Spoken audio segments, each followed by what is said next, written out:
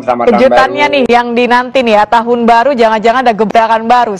Bang Geis, apa nih yang dimaksud dengan kejutan oleh Anies dan Ahok? Kalau secara validnya sih tidak tahu ya. Kalau secara validitasnya sih tidak tahu. Tapi kan kalau soal Anies, soal ketemu siapa aja kan selalu hangat ya. Ada kejutan bulan depan tuh Ahok gitu kan pada saat tanya wartawan.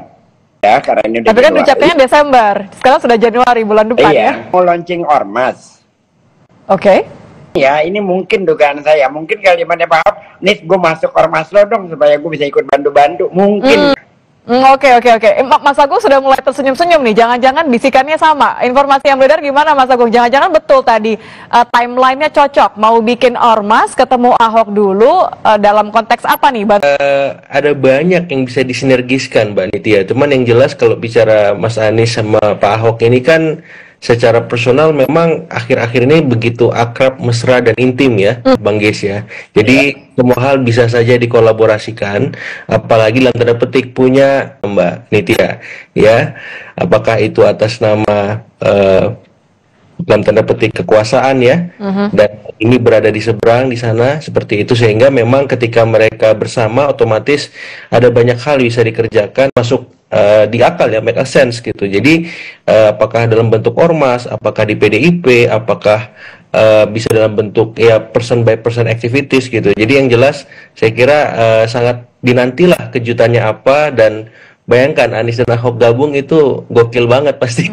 Belakangnya Anies dan Ahok kayaknya nggak mungkin kalau cuma sekedar gerakan ya. Artinya kan ini seperti rencana jangka panjang. Iya, saya kira real politik nggak ada yang jangka panjang banget Mbak Nitya ya. Semuanya pendek, taktis, dan strategis gitu. Jadi kalau misalkan arahkan 2025, saya kira ya sangat masuk di akal kalau misalkan ketika Mas Anies membentuk ormas, maka Pak Ahok akan membackup sebagaimana Mas Anies membackup Pak Pram dan Pak Rano. Oleh keduanya saya kira itu salah satu arahan yang positif ya, karena biar bagaimanapun dua orang ini kan punya basis massa yang berbeda ya. Sedikit banyak bisa menginspirasi ya, bahwa rekonsiliasi nasional atas nama apapun sangat mungkin dilakukan, karena apa ya, tidak ada yang abadi, tidak ada yang apa ya. Itu sebagai pihak netral ya, tapi saya balikin ke Bang Geis deh. Bang Geis, kalau sebagai pendukungnya Anies, rela nggak nih kalau nanti, tadi kan sudah disepakati, keduanya nih punya perbedaan basis pendukung massa ya sebenarnya. Akan seperti apa kalau melihat nanti benar-benar Anies dan Ahok akan satu? Kira tidak, Anies dengan Ahok itu secara ideologi tidak punya persoalan, tidak punya perbedaan ya. Kalau dikatakan ideologi, Anies itu berpacu kepada keadilan sosial, dan selama ini dalam programnya dan kebijakannya berpacu pada isu gitu loh, pada keadilan sosial. Pijakannya sama di situ. Bahwa basis dukungannya berbeda mungkin, tapi kalau secara ideologis tidak pernah punya ada perbedaan. Anies jauh selama 5 tahun membuktikan bahwa sebagai pemimpin dia memperhatikan semua. Mas Carol sebagai contoh itu diberlakukan di masa Pak Anies. Telur Paskah di lapangan Banteng, lalu kalau Anda melihat dengan dua latar belakang seperti ini yang sama-sama memang punya posisi yang sangat penting sebagai Gubernur Jakarta, kira-kira nanti pintu yang cocok akan masuk nih, pintu kejutannya, apakah jangan-jangan di pemerintahannya Mas Pram nanti? Itu kan Mas Pram akan menjadi gubernur, dan Mas Pram juga sudah paham apa yang diinginkan oleh Pak Anies dan akan dilanjutkan. Saya kira itu tidak memerlukan ini langkah-langkah dari Anies langsung lah. Mas Pram sendiri sudah, saya yakin dan percaya dia paham apa yang harus dilakukan. Jadi kejutannya bukan itu ya, kalau menurut Anda? Tidak ya, kalau soal DKI itu Mas Pram itu punya kemampuan, punya kapasitas untuk melaksanakan berbagai program yang selama ini sudah dilakukan oleh beberapa gubernur sebelumnya, tentunya program-program yang baik ya. Mas Agung, jadi kalau tadi Bang Geis bilangnya katanya pintunya bakal beda nih, kejutannya kemudian lebih ke ormas. Apakah Anda merasa hal yang sama? Ini bukan pintu yang akan dibuka oleh Mas Pram, tapi kira-kira apakah ini akan seberapa lama ya keakraban ini akan terjadi? Iya, magnitude politiknya ketika Pak Anies dan Pak Ahok ini bareng di 2017 sudah terbukti menggeparkan Indonesia, Mbak Nitya, Bang Geis ya. Ada jutaan orang kumpul di Jakarta seperti itu. Jadi Pak Anies juga ketika Pilpres punya basis dukungan yang cukup solid 26%, itu konversinya 40 juta orang Mbak Nitya. Belum lagi Pak Ahok ya.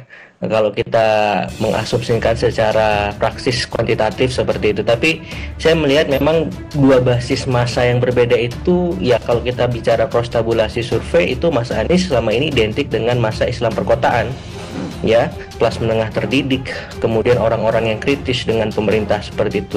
Begitupun dengan Pak Ahok, basis masanya masih massa nasionalis ya, orang-orang yang juga kritis dengan pemerintahan. Kemudian juga kita tahu bahwa afiliasi partainya jelas ya, PDIP. Nah, kalau Mas Anies kan sebelumnya terafiliasi dengan teman-teman koalisi perubahan yang diatasnamakan PKS, PKB, dan Nasdem ya. Cuman kan ketiga partai itu sudah berbalik arah, berbalik badan, dan akhirnya sekarang Mas Anies bicara atas nama dirinya sendiri. Nah, jadi kedua basis massa itu yang akhirnya saling melengkapi, saling beririsan seperti itu atas nama memang mengkritik pemerintah seperti itu ya.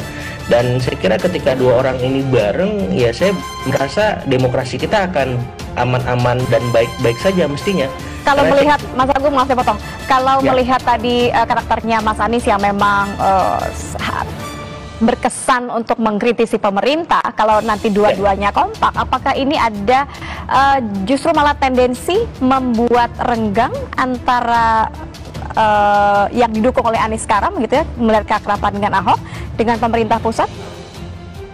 Justru saya lihat ini dalam konstruksi yang luas Mbak Nitya ya. Jadi politik kita secara nasional justru. Jadi ketika bicara Anies dan Ahok ini magnitudenya bukan hanya Jakarta, tapi juga Indonesia seperti itu ya. Jadi ketika mereka bareng otomatis banyak hal-hal positif yang bisa dikolaborasikan, utamanya tadi ya menjalankan peran-peran check and balances. Kita tidak lagi merujuk atas nama partai, tapi bisa juga tadi ormas misalkan, pribadi-pribadi atas nama keduanya ya, Anies dan Ahok seperti itu, karena basis massa mereka punya dalam terpetik loyalis yang tulen ya Bang guys ya, anak Abah dan Ahokers ini kan luar biasa ini. Kebayangkan kalau duanya berkolaborasi, kalau bahasa anak milenial ujung 90-an itu fusion ya, jadi bahasa Dragon Ball Mbak Nitya ya, itu join gabung, bayangkan fusion politik itu energinya sangat besar.